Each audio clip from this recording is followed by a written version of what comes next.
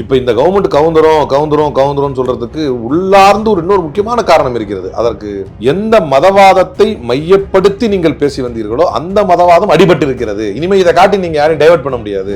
நீங்க சும்மா அவனை ஆட்சி பண்ணி பழகலையே, பெட்ல படுத்துக்கிட்டே தான் ஆட்சி பண்ணீங்க, அப்படிதான் உங்க ஆட்சி. என்ன சொல்றான் அவன்?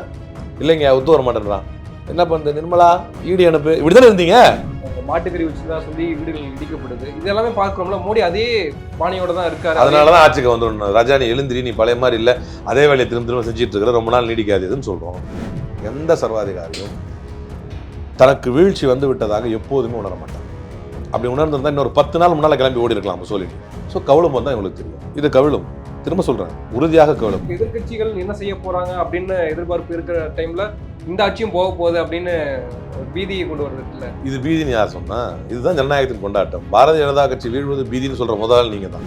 இனிமே தானேங்க, இது ட்ரெய்லர் கூட கிடையாது, இன்னும் ட்ரெய்லரே முடியலங்க. இன்னும் மெயின் பிக்சர்லாம் என்னென்ன இருக்குன்னா, சட்டங்கள் கொண்டு வருவது, பாராளுமன்றத்தில் நீங்கள் கேள்விகளை எதிர்கொள்வது. நாளைக்கு பிரியங்கா காந்தி பாராளுமன்றத்தில் நுழைய போறாங்க, அவங்க நரேந்திர மோடி முகத்தை பார்த்து கேள்வி கேட்க போறாங்க. அதுக்கு அவர் என்னத்தை பதில் சொல்ல போறான்னு நம்ம பார்க்க போறோம்.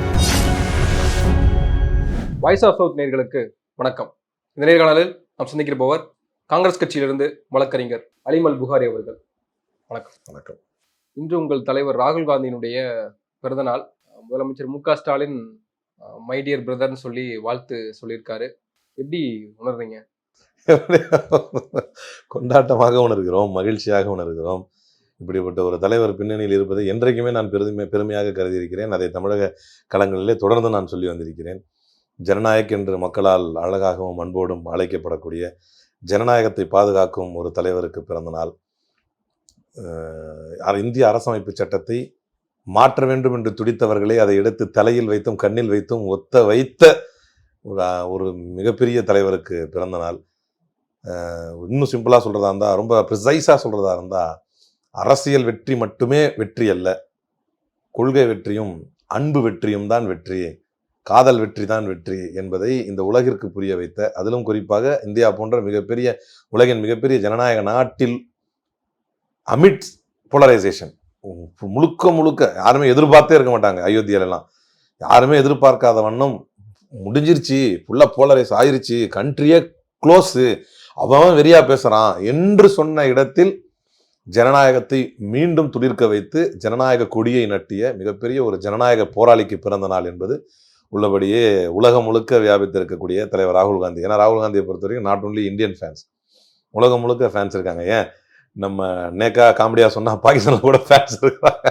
பாகிஸ்தான் ட்விட்டரில் வந்து அதாவதுங்க, பாகிஸ்தான் மினிஸ்டர் யாரோ ட்விட்டரில் வந்து ராகுல் காந்தியை ஃபயர்னு போட்டாராம்.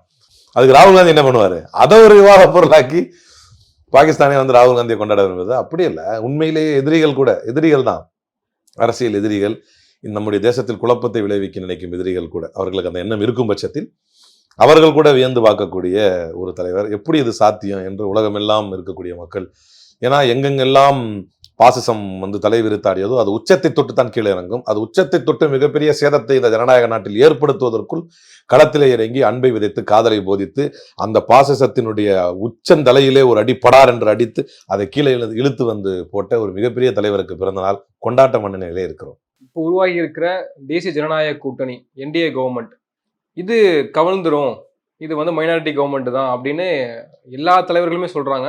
இப்போ ராகுல் காந்தியுமே அதை சொல்ல ஆரம்பிச்சிட்டாரு. இது எப்போ வேணா இந்த ஆட்சி கவிழ்ந்துடலாம் அப்படின்னு சொல்ல ஆரம்பிக்கிறாங்க. ஏன் வந்து ஒரு ஸ்ட்ராங் கவர்மெண்ட்டை ஃபார்ம் ஆகியிருக்காங்க, ஆனால் அது வந்து கவிழ்ந்துரும் ஏன் மக்கள் கிட்ட சொல்லிட்டே இருக்கீங்க?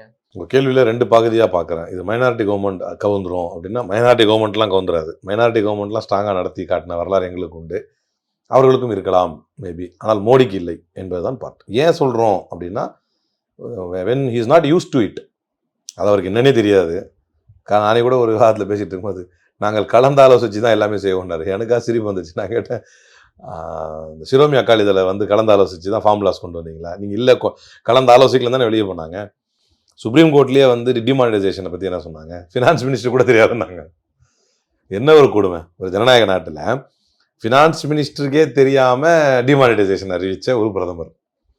ஆர்பிஐ கவர்னருக்கு தெரியாதுங்கிறது வேற கதை, ஆர்பிஐ கவர்னருக்கே தெரியாது அப்படின்றது வேற கதை. ஃபினான்ஸ் மினிஸ்டருக்கே தெரியாது, அவங்க மினிஸ்ட்ரியில் நடக்க போகிறது ஃபினான்ஸ் மினிஸ்டருக்கே தெரியாது அப்படிங்கிறதுலாம் அவ்வளோவுக்கெல்லாம் அவர் வந்து ஜாலியாக வந்து ஒரு என்ன சொல்கிறது, ஒரு எதேச்சி அதிகாரத்தை, ஒரு வானளாவிய அதிகாரத்தை வந்து சுவைத்து விட்டு அவரால் முதல்ல ஆலோசிச்சு முடிவெடுக்கிற அரசாங்கத்தை நடத்த முடியாது. ஆக்சுவலா சிம்பிளா யாரு இப்போ உதாரணத்துக்கு இப்படி புரிஞ்சுக்கீங்களேன், கண்டதே காட்சி கொண்டதே கோலம்னு நீங்க பேச்சுலர் லைஃப் வாழ்றீங்கன்னு வைங்களேன், அது வாழ்க்கை இல்லை. எது வாழ்க்கைன்னு மக்களும் பெரியவங்களும் உங்களுக்கு சொல்லுவாங்க. குடும்பத்தோடு இருந்து புருஷன் பொண்டாட்டியா வாழ்ந்து பிள்ளைங்கள்லாம் பெற்று இன்னும் சொல்ல போனால் கூட்டு குடும்பத்தோடு இருந்து வாழ்ந்து அதில் சக்ஸஸாக பண்ணுறவன் தான் ஒரு நல்ல குடும்ப நபராக இருக்க முடியும் அப்படின்னு சொல்லுவாங்க. அந்த மாதிரி ஒரு கூட்டணி ஆட்சி, கூட்டாட்சி தத்துவத்தை புரிந்த ஒரு ஆட்சி, மாநிலங்களின் உணர்வுகளை புரிந்த ஒரு ஆட்சி, மாநிலங்களின் உணர்வுகளுக்கு மரியாதை தரக்கூடிய ஒரு ஆட்சி, இதெல்லாம் அவர் பண்ணதே கிடையாது. 10 வருஷமா விட்டுருங்க. அதுக்கு முன்னால 15 வருஷமா கூட 3 முறை அவர் தொடர்ந்து முதல்வராக இருந்த போது கூட தனி மெஜாரிட்டியோட தான் ஆண்டிருக்கிறார். யாரையும் ஆலோசிக்கணும் வைக்கணும்ல. அதுக்கெல்லாம் காரணமாக இருந்தது வந்து மதவாதம் என்பது அவர்களுக்கு கொடுத்த ஒரு அசுர பலம், மதவாதம் கொடுத்த ஒரு பலம். என்ன இருந்தாலும் பரவாயில்ல, மதவாதம் கையில் இருக்கு, அதை வச்சு அடைக்கிடலாம் அப்படின்னு. இப்போ இந்த கவர்மெண்ட் கவுந்துரும் சொல்றதுக்கு உள்ளார்ந்து ஒரு இன்னொரு முக்கியமான காரணம் இருக்கிறது. அதற்கு என்ன காரணம் அப்படின்னா, எந்த மதவாதத்தை மையப்படுத்தி நீங்கள் பேசி வந்தீர்களோ அந்த மதவாதம் அடிபட்டு இருக்கிறது. இனிமே இதை காட்டி நீங்க யாரையும் டைவர்ட் பண்ண முடியாது. முதல்ல என்ன பண்ணுவாங்க, நீங்க எந்த தேசியவாதம் தேசப்பற்று அப்படின்னு காட்டி எல்லாரையும் வந்து ஏமாத்திக்கிட்டு இருந்தீங்களோ, நீங்க தேசப்பற்றுள்ளவர்கள் கிடையாது என்பதையும் மக்கள் விளங்கிக்கிட்டாங்க. புல்வாமாக்கு உங்களுக்கு என்ன சம்பந்தம் மக்கள் தெரிஞ்சுக்கிட்டாங்க. இப்போ அதை ரெக்டிஃபை பண்றதுக்கு தானே இப்போ மோகன் பகவத் வந்து போய் யோகியை பாக்குறாரு. எப்ப பாக்குறாரு? கோரக்பூருக்கு வந்திருக்கும் போது அவருக்கு நேரமே தரலையே அவரு. அதுக்கப்புறம் அது இஷ்யூ ஆகி நம்மளுக்குள்ள இருக்கிற பிரச்சனை. சார் நான் என்ன சொல்றேன்னா, இதுக்கும் நீங்க சொல்றதுக்கு என்ன சம்பந்தம்? ஆர்எஸ்எஸ் என்ன இந்து மதத்தினுடைய அத்தாரிட்டியா? நான் கேட்கறேன், இந்து மதத்தினுடைய அத்தாரிட்டியா? நீங்க இந்து தானே, நீங்க ஆர்எஸ்எஸ் வந்து அத்தாரிட்டியா ஏத்துக்கிறீங்களா? கிடையாதுல்ல. அப்புறம் இவங்க 2 பேரும் அடிச்சுக்கிறாங்கன்னா நமக்கு என்னங்க இருக்கு? இந்து மக்கள் இவர்களை நிராகரித்திருக்கிறார்கள். ஆர்எஸ்எஸ் இவர்களை நிராகரித்தனால இந்த தோல்வியா? இது சும்மா டூப் ஃபைட் கூட இருக்கலாம், யாருக்கு தெரியாது உண்மைன்னு. இப்படி கூட நினைக்கலாம், நம்மளுக்குள்ளே ஒரு சண்டையை போட்டுக்குவோம், நானே ஒரு கட்சி உருவாக்கிறேன், ஆர்எஸ்எஸ்ன்னு ஒரு கட்சி உருவாக்கிக்கிறேன், நான் 5 வருஷம் இருந்துக்கிறேன், நீ 5 வருஷம் இருந்துக்க, நம்மளுக்குள்ளே இருந்துக்கலாம், காங்கிரஸ் ஓரம் கட்டிடலாம், இப்படி கூட இந்த படுவா இவங்க பிளான் பண்ணிருக்கலாம். யாருக்கு தெரியும் இந்த ஃபைட் உண்மையான ஃபைட்டுன்னு எவன் கண்டான்? நீங்க வந்து அரகண்டா இருக்கக்கூடாதுன்னு சொன்னாரு மோகன் பகவத் அப்படின்னா இவங்களுக்குள்ள என்ன பிரச்சனை நடந்துச்சு, ஏன் மாறிட்டீங்க? உங்களுடைய ஃபைட்டை முதல்ல உண்மையான தெரியாது, வெளியே பேசிக்கிறோம், செய்தியில வருது. கோரக்பூருக்கு வந்தாரு, சந்திக்கல, 11 மணிக்கெல்லாம் டைம் தர முடியாதுன்னு சொன்னாங்க, ஏற்கனவே பிளான் பண்ண டிராவல் ஐட்டினரி இதுல வந்து இப்போ சேஞ்சஸ் பண்ண முடியாது அப்படின்னு சொல்லிட்டாங்க, அப்படிலாம் சொல்லிக்கிறாங்க.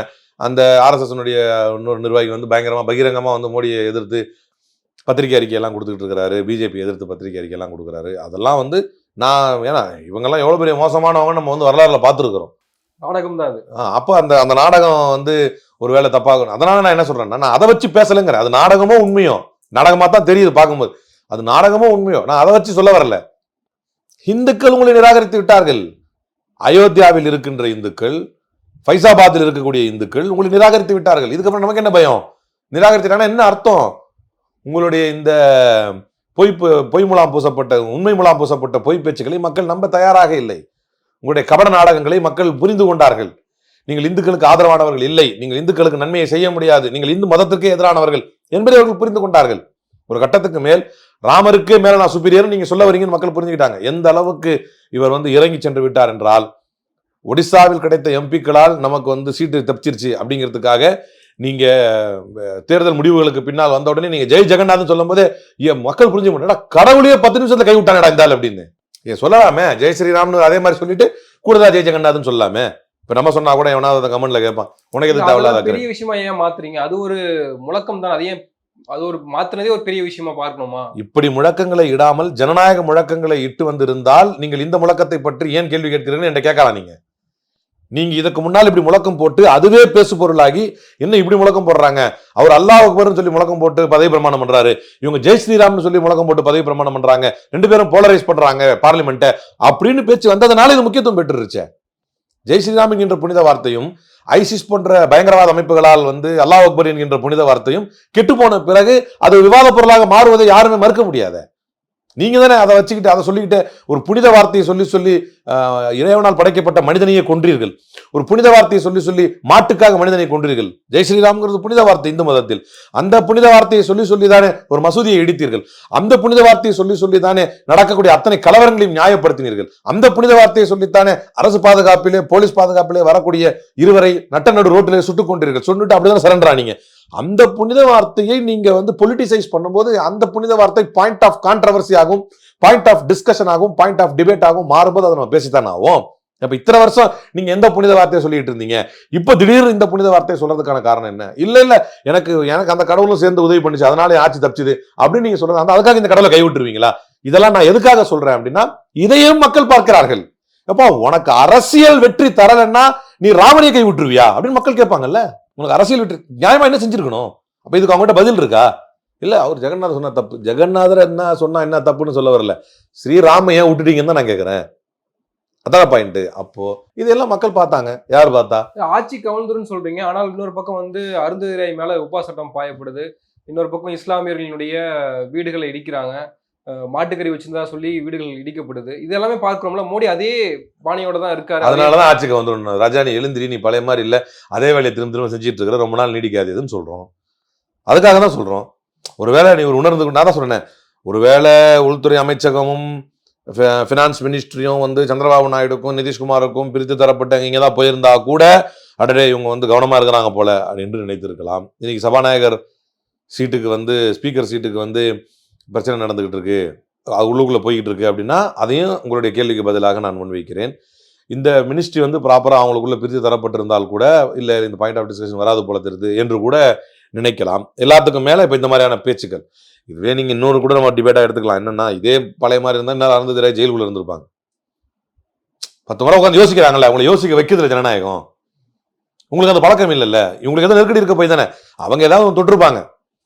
இவங்களை, இவங்களுடைய அயோக்கியத்தனத்தை, இவங்களுடைய முள்ளமாரித்தனத்தை, வண்டவாளத்தை தண்டவாளம் ஏற்றுற வேலை ஏதாவது ஒன்று பார்த்துருப்பாங்க. அது வெளியே வரக்கூடாதுன்னா அவங்கள வந்து டிமாரலைஸ் பண்ணணும், அவங்கள பதட்டத்துக்கு உள்ளாக்கணும். இது இவங்களுடைய இயல்பு. அப்படித்தானே தீசா செட்டில்வாட்ட பண்ணாங்க. அக்யூட்டில் ஆகிற வரைக்கும் வெயிட் பண்ணி, அக்யூட் ஆன உடனே எப்படியெல்லாம் அவன் மேலே ஆர்பி ஸ்ரீகுமார் மேலேயும் தீசா செட்டில்வாட் மேலேயும் வந்து வழக்கு போட்டாங்க, அவங்கள சிறையில் அடைச்சாங்க. எப்படி கொண்டு வந்தாங்க? சாட்சிகளை மிரட்டி பொய்யான சாட்சி சொல்ல வைத்தார்கள் நரேந்திர மோடிக்கு எதிராக. அவங்க போய் சாட்சிகள்கிட்ட, நீங்க என்ன நரேந்திர மோடிக்கு எதிராக பயந்துராதீங்க, நீங்க தைரியமா சொல்லுங்க, நாங்க இருக்கிறோம் அப்படின்னு எல்லாரும் சொல்றது தான். சட்டத்துக்காக போராடுறவங்க வந்து நீங்க உண்மையா என்ன நடந்துச்சோ அதை பாருங்க. ஏன்னா செத்துருக்காருங்க ஒரு முன்னாள் எம்பி, அவர் சூசைடா பண்ணிக்கிட்டாரு, இல்ல தடுக்கி விழுந்து செத்தாரா, கொளுத்தி செத்தாருன்னு ரெக்கார்டு இருக்கு. ஐ மீன் கொளுத்தி விட்டு கொலை பண்ணாங்க அப்படின்னு ரெக்கார்டு இருக்கு. அப்ப யார் கொலை பண்ணா? நீங்க பாத்தீங்களா? பாத்திருக்கீங்க, வாங்க சாட்சி சொல்லுங்க. இல்ல மோடி பயப்படாதீங்க வாங்கன்றான். அதையே வழக்காக்கி சிறைக்கு தள்ளினார்கள் அல்லவா? அப்படிப்பட்ட அயோக்கியர்கள் இன்றைக்கு அருந்ததிராயை தொடுவதற்கு பயப்படக்கூடிய ஒரு நிலையை இந்த பப்ளிக் மேண்டேட், பீப்பிள் மேண்டேட் கொண்டு வந்திருக்குல்ல, இந்த தேர்தல் முடிவு கொண்டு வந்திருக்குல்ல. அப்போ இவங்க ஏதோ ஒரு நிர்பந்தத்தின் அடிப்படையில் அவங்க நெருங்குறாங்க. ஆனால் அவர்களை சிறையில் அடைக்க விடாமல் கூட இது தடுக்கிறது என்று கூட வைத்துக் கொள்ளலாம். ஐ கான் பி ஷுர். ஆனால் நீங்க சொல்ற மாதிரி மத்திய பிரதேசத்துல போய் முஸ்லீம்கள் வந்து மாட்டு இறைச்சி வச்சிருந்தாங்க அப்படிங்கிறதுக்காக அதுக்கப்புறம் அது வந்து இல்லீகல் கன்ஸ்ட்ரக்ஷனு அப்படின்னு நாங்கள் இடிச்சிட்டு இருக்கிறோம். வழக்கம் போல இதெல்லாம் சொன்னாதான் அவங்க வந்து எந்த சர்வாதிகாரியும் தனக்கு வீழ்ச்சி வந்து விட்டதாக எப்போதுமே உணர மாட்டான். அப்படி உணர்ந்திருந்தா இன்னொரு 10 நாள் முன்னால கிளம்பி ஓடி இருக்கலாம் முசோலினி. மாட்டிருக்க மாட்டான். முக்குல தான் தெரியும். ஸோ கவிழும் தான் இவங்களுக்கு தெரியும். இது கவிழும். திரும்ப சொல்றேன், உறுதியாக கவிழும். தலைவர் ராகுல் காந்தி சொல்வது it's not a prediction, it's a spoiler. இது உறுதியாக கவிழும். இது பலமற்ற அரசு. இது நீங்கள் தமிழ்நாட்டு பாஜகவில் உள்ள உங்களுக்கு யாராவது நண்பர்கள் இருந்தால் நீங்கள் பேசி பார்த்தா கூட தெரியும். ஏன்னா தமிழ்நாட்டில் சொல்கிறேன், பேசி பார்த்தா கூட தெரியும். இது உறுதியாக கவிழக்கூடிய ஆட்சி தான். இதில் எந்த மாற்று கருத்தும் இல்லை. அதனுடைய நாட்களில் இந்த அரசு எண்ணிக்கொண்டிருக்கிறது. நீங்கள் சொன்னது போல சபாநாயகர் பதவி முதல் கொண்டு அது பாஜக வசம் தான் இருக்கணும்னு அவங்க முயற்சி செய்துட்டு இருக்காங்க. அதற்காக எதிர்கட்சிகள்கிட்ட கூட பேச்சுவார்த்தை நடத்துவதற்கு ராஜ்நாத் சிங்கை பொறுப்பா நியமிச்சிருக்காங்கன்ற செய்தியை பார்க்கிறோம். சபாநாயகர் பதவியிலிருந்து ஃபினான்ஸ் மினிஸ்ட்ரி, உள்துறை மினிஸ்ட்ரியிலிருந்து யார் அதிகாரிகள், யார் முக்கியமான அதிகார பதவியில் இருக்காங்க அப்படின்ற முதல் கொண்டு பழைய ஆட்களே, அவருக்கு தோதன ஆட்களே நிரப்பப்பட்டிருக்காங்க. அப்படி இருக்கிற பொழுது இந்த ஆட்சி திரும்பி இல்லை, அதே மாதிரி இல்லை, பலவீனமாயிடும், கவிழ்ந்துரும் சொல்றதை நம்ம எப்படி எடுத்துக்கிறது? அதை தான் திரும்ப நான் சொல்றேன். ஒருவேளை நீங்க கொடுத்துருந்தீங்கன்னா கூட ஷேர் பண்ணியிருக்காங்க, அவங்களும் கொஞ்சம் சாட்டிஸ்ஃபை ஆயிருப்பாங்கன்னு சொல்லலாம். இவங்க எதையுமே ஷேர் பண்ண கூட தயார் இல்லை. நாளைக்கு இவங்க ஆகாத பொண்ணாடி கை புத்தா குற்றம், கால் பத்தா குத்தம்னு ஆயிடும். இப்போ அதுதானே உண்மை. இவங்க ஒண்ணுமே பண்ணியிருக்க மாட்டாங்க. ஒரு உதாரணத்துக்கு ஒரு நியாயமான நடவடிக்கை கூட எடுத்துருக்கலாம் ஏதோ ஒரு விஷயத்துல. அப்ப அதை அவங்க ஏத்துக்குவாங்களா? இப்படி கூட வச்சுக்கோங்க. இன்னொன்று வந்து ஒரு ஸ்டேட்ல இவங்கெல்லாம் ஒரு லீடர்ஸ், பெரிய லீடர்ஸ், சிஎம் 2 பேருமே இவங்களுக்கு வேண்டப்படாதவங்க, இவங்களுக்கு வேண்டப்பட்டவங்களா கூட இருக்கலாம். இப்போ அவங்ககிட்ட போய் முறையிடலாம், இந்த ஒரு விஷயத்த மட்டும் ஹோம் மினிஸ்டரில் சொல்லுங்க, இதெல்லாம் தப்பு இல்லையா, எங்க மேல வந்து அநீதமான நடவடிக்கை. அப்போ இவர் சொல்லலாம், அதை அவர் கேட்காம போகலாம், அல்லது கேட்க முடியாத சூழ்நிலையில ஹோம் மினிஸ்டர் இருக்கலாம், ஏதாவது ஒன்று நடக்கலாம். இதெல்லாம் ரொம்ப விரைவாகவே நடக்கும் அரசியல் களத்தில். இதெல்லாம் நான் ஏன் இது வந்து எல்லாருக்கும் தான் நடக்கும் நீங்க சொல்லலாம். இவங்களுக்கு ஏன் பர்டிகுலராக சொல்லலாம், இவங்களுக்கு தான் அந்த பழக்கம் இல்லை, அல்லது பழகிக் கொள்வதற்காக அதை பகிர்ந்தும் தரவில்லை. இதை பழகிக் கொள்வதற்காக அமைச்சரவையை பகிர்ந்து கொடுத்தனாலும் பரவாயில்ல, எல்லாத்தையும் நானே ரிட்டர்ன் பண்ணிக்கணும், அப்படின்னா ஏதோ இந்த 2 பேர் மட்டும் இல்லை, இன்னும் 7 சுயேட்சை எல்லாரும் சேர்ந்து தான் கூட்டணி ஆட்சி. நீங்க அதையும் யோசிக்கணும். 7 சுயேட்சை எப்போ வேணா என்ன வேணா யோசிக்கலாம். ஏன் இவங்க 2 பேர் மட்டுமே சுற்றி சொல்லிட்டு இருக்கிறீங்க? அந்த 7 பேர் என்ன வேணா யோசிக்கலாம். இவங்க கட்சியில உள்ள 3 பேர் என்ன வேணா யோசிக்கலாம். வெஸ்ட் பெங்கால்ல உள்ள ஏன் பாரதிய ஜனதா கட்சியில இருக்கிறவங்களே ஒரு 50 பேர் யோசிச்சு காங்கிரஸ் வந்தாலும் ஜோலி முடிஞ்சு. எங்களுக்கு நமக்கு இழக்கிறது ஒண்ணுமே இல்லையே.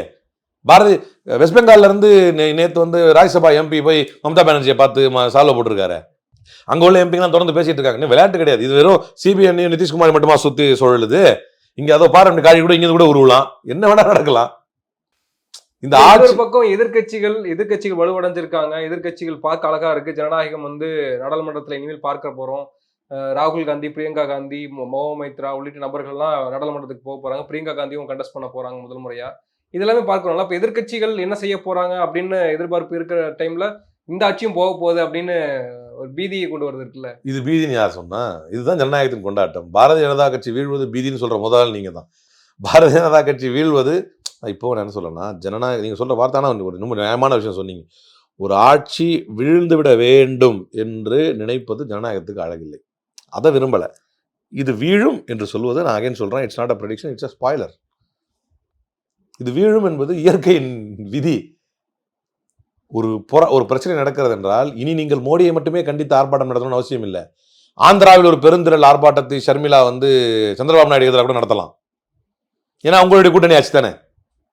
அது அவருக்கு அவப்பேரை கூட ஏற்படுத்தலாம். அது அவருடைய ஆட்சிக்கு மாநிலத்தில் நெருக்கடியை தரலாம்.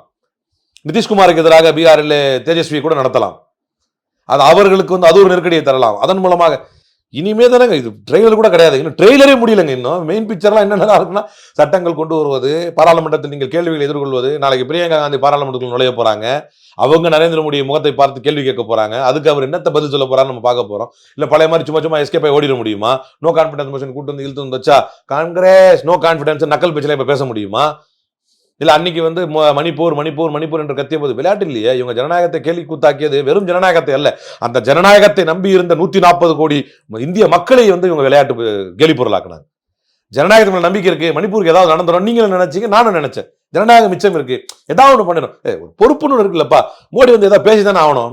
நானே நம்பினேன் சராசரியா. நானே மீனிங் பேசுறோம், ஓரளவு அரசியல் விவரம் நமக்கு இருக்கு அப்படின்னு நினைக்கும் போது நம்மளே நம்பணும். ஆனா நம்ம மூஞ்சிலே கறி பூசினாரு அவரு. இப்படின்னாரு. ஒரு சில பேர் இருக்கிறாங்க மைக்க மாட்டிக்கிட்டு வயல்வெளியில் இறங்கிடுறாங்க. அவங்கெல்லாம் ஷார்ட்ஸ் போட்டு இதில் இறங்கிடுறாங்க. சில பேர் வந்துடுறாங்க. காங்கிரஸ் வந்து 1962 அப்புறம் தமிழ்நாட்டில் காங்கிரஸ் நோ கான்ஃபிடன்ஸ், அங்கே எங்கே நோ கான்ஃபிடன்ஸ், இதெல்லாம் கேட்டாங்க. எவ்வளோ திமிர் இருக்கும். அப்போ ஒரு மாநிலம் பற்றி எரிகிறது, மக்கள் சுட்டுக்கொண்டு சாகிறார்கள், பெண்கள் மானபங்கப்படுத்தப்படுகிறார்கள், நிர்வாணப்படுத்தி கூட்டு பலாத்காரம் செய்யப்பட்டு கொலை செய்யப்படுகிறார்கள். இவ்வளவு பெரிய இஷ்யூ நடந்துகிட்டு இருக்கு. உனக்கு எவ்வளவு திமிர் இருந்தா நீ பாராளுமன்றத்தை சிரிச்சுட்டு நக்கல் பண்ணிட்டு இருப்ப. அந்த நக்கலுக்கு எல்லாம் உனக்கு இப்ப என்னன்னா, இவரை பொறுத்த வரைக்கும் தோல்வி அடைஞ்சிட்டா அது இவர் காரணம் இல்லை, ஓடுவார். இவர் அங்க பாராளுமன்றத்துக்கு வரப்போறது இல்லை. இவர் தோல்வி அடைஞ்சிட்டா நீ வந்து பிரதமராக ஏற்கணும், அங்க வந்து இருக்கணும், பதில் சொல்லணும். நீ பதில் சொல்ற அழகா நாங்க பார்க்கணும். இதுதான் அழகு. நாம சொல்றது உனக்கான பொறுப்பு என்ன இருந்துச்சோ அந்த பொறுப்பை நிறைவேற்றுவதற்கான நிர்பந்தத்தை இந்த ஜனநாயகம் கொடுத்திருக்கிறது. அப்ப நீ வந்து அந்த நிர்பந்தத்தை ஏத்துக்கிட்டு உன்னால அதுக்கு பதில் சொல்ல முடியுமா? இந்த பக்கம் இந்த நிர்பந்தமும் இருக்கு, அந்த பக்கம் கூட்டணிகளை சரி பண்ண வேண்டிய நிர்பந்தம் இருக்கு, இந்த பக்கம் சுயேட்சைகளை சரி செய்ய வேண்டிய நிர்பந்தம் இருக்கு, இந்த பக்கம் ஆட்சியை தக்க வைத்துக் கொள்ள வேண்டிய நிர்பந்தம் இருக்கு. நீங்க சும்மா அவனை ஆட்சி பண்ணி பழகலையே, பெட்ல படுத்துக்கிட்டே தான் ஆட்சி பண்ணீங்க. அப்படிதான் உங்க ஆட்சி. என்ன சொல்றான் அவன்? இல்லைங்க ஒத்து வர மாட்டேன்றான். என்ன பண்ணுது நிர்மலா, ஈடி அனுப்பு, இப்படிதானே இருந்தீங்க. என்னப்பா அமித், என்ன இப்படி தான் சொல்ற? இல்ல அவன் கேட்க மாட்டேங்கிறான், விடுமாப்பிள்ள 2 சிபிஐ விடு, இப்படிதானே இருந்தீங்க ஜாலியா. இப்பெல்லாம் பண்ண முடியாது. அப்படி இப்படி பண்ணீங்கன்னா இங்க ஜனநாயக போக்கு கொதிக்குமே. அப்படியே இங்க பண்ணதான் செய்வாங்க. அதுதான் பறந்தது ராய் பண்ண அப்படிதான் அந்த திமிர் இருக்கதான் செய்யும். நீங்கள் அதே திமிரோடு நடப்பீர்கள். ஏனென்றால் இது வரலாற்று உண்மை, இது வரலாற்று ப்ரூவன், ஹிஸ்டாரிக்கலி ப்ரூவன் ஃபேக்ட். இது எந்த சர்வாதிகாரியும் தான் வீழ்த்தப்பட்டு விட்டதாகவோ தன் ஆணவமும் அகம்பாவமும் கட்டுக்குள் கொண்டு வரப்பட்டு விட்டதாகவோ உணர மாட்டான். எது வரைக்கும்னா மண்ணோடு மண்ணாக வீழும் வரைக்கும். சில உண்மையோ பொய்யோ, ஆர்எஸ்எஸ்க்கும் பிஜேபிக்கும் என்ன முரண்பாடு அப்படின்னு எட்டி பார்க்கும்போது என்ன சொல்றாங்க, நான் வந்து I have grown beyond RSS அப்படின்னு அவர் நினைக்கிறாரு. அதான் பிரச்சனைங்கிறாங்க. மேபி அது உண்மையா இருந்தா கூட அது வாஸ்தவமான பேச்சு தானே. அது என்ன, அப்போ நட்டா தானே சொன்னாரு, பழைய மாதிரிலாம் இல்லை, எங்களுக்கு ஆர்எஸ்எஸ் உதவி கூட தேவைப்படாது, நாங்கள் அதை விட பெருசாக வளர்ந்துட்டோம் சொன்னார்ல. அப்போ உங்களுடைய இந்த பேச்சுக்கள், இந்த செயல்பாடுகள் எல்லாம் அதைத்தான் குறிக்கிறது எனும்போது லெட்ஸ் வெயிட். நல்லா இருக்கும். Democracy will do its due course. ஜனநாயகம் என்ன செய்யணுமோ அதை செய்யும். ஏன்னா ஜனநாயகத்தை பாதுகாப்பதற்கென்று இங்கே ஒரு ஜனநாயகம் இருக்கிறார். அவரின் பிறந்த நாளாக இன்றைக்கு இருக்கிறது. அந்த ஜனநாயகனுடைய பிறந்த நாளிலேயே அந்த நம்பிக்கையும் நாங்கள் வெளிப்படுத்துகிறோம். நிறைய விஷயங்களை தெளிவுபடுத்திருக்கீங்க. உங்க நேரத்துக்கு மிக்க நன்றி.